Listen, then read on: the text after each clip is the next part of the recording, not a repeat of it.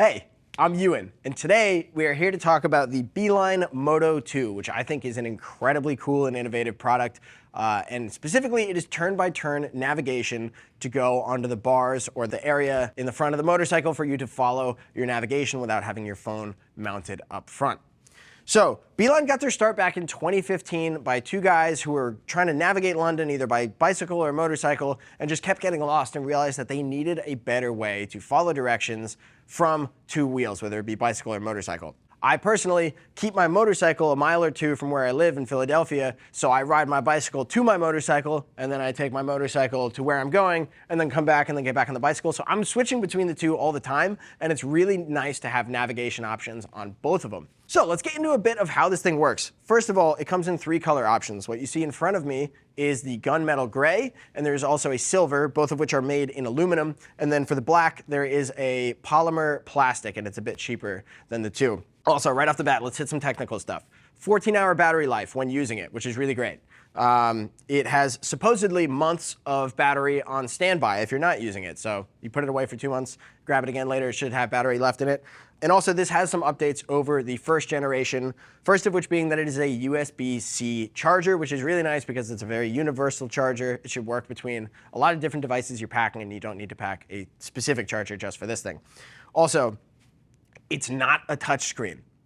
I love that. It's not a touchscreen. I'm sick of touchscreens. I hate touchscreens when using gloves. I don't care how good the gloves are that do it. It sucks. The way you use it is it's got a pivot point where it mounts in the center. If you touch the top portion of this and push it down, that is one button. You see all these different tabs. Those are each their own button, and it's not a physical button like on the first generation where you had to push it on the sides. You just push the general area of this. That's how you cycle through modes and use the different areas of it, which is so easy to use while riding, especially with gloves on at highway speed.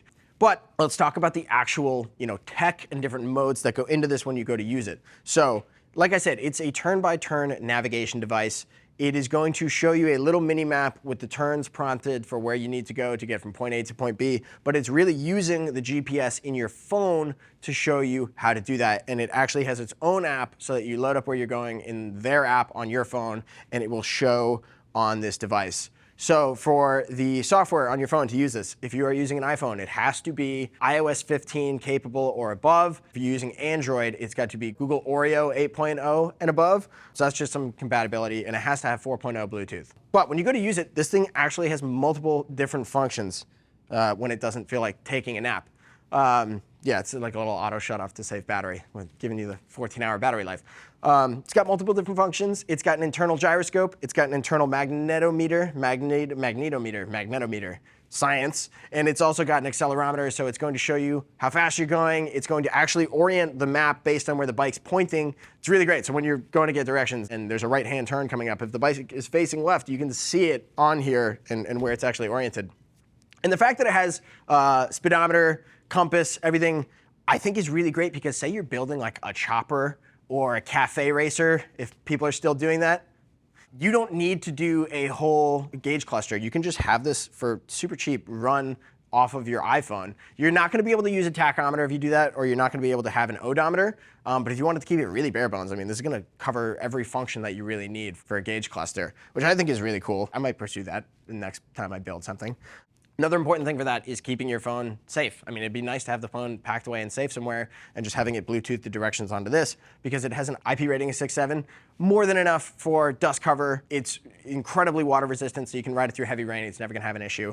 You can even submerge it in a meter of water for 30 minutes. So if you plan on riding underwater for 30 minutes, as long as it's under a meter, you're good.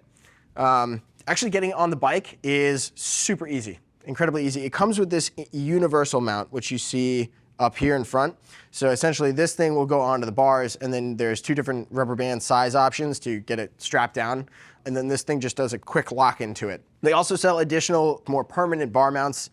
If I were to run this myself, I would put this more permanent bar mount on my motorcycle, and then I would put the universal mount on my bicycle so that as I swap between the two of them, I could just quickly pick it up, put it on the next one, and get moving. It'd be really great.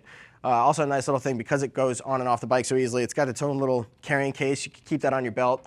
I took this to Home Depot the other day and just threw it in the carrying case while I was in there and got back on.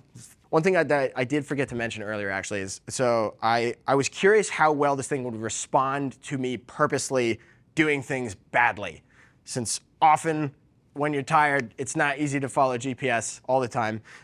It will actually beep at you and light up to prompt you for turns, but if you're doing highway speed, like definitely keep an eye on it because it'd be easy to not notice it happen. But I did take a wrong turn on purpose and it rerouted incredibly quickly. It just, yeah, put up a whole new route, and I did it specifically where there are a bunch of one-way roads, so it had to get crafty for it, and it handled it really well. Otherwise, I talked about bar mounts, there's mirror mounts, and there's also this fork stem mount. If you have clip-on handlebars and you don't really have somewhere on the bar to put it, you can put this right into the fork stem. And additionally, there is a power adapter that will work on all of these different mounting options, where you can actually run this power adapter straight to your battery, onto like hardwired direct to the battery on the ringlets, and it's got an auto shut-off feature, but it'll charge this while you're actually riding the motorcycle, which is really great, but then it won't drain your battery when you're done.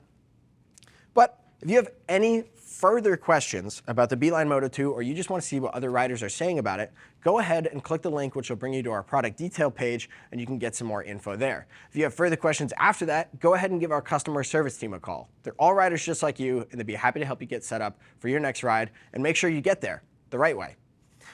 I want to thank you for joining me in talking about the Beeline Moto II today. I'm Ewan. I'll see you out there.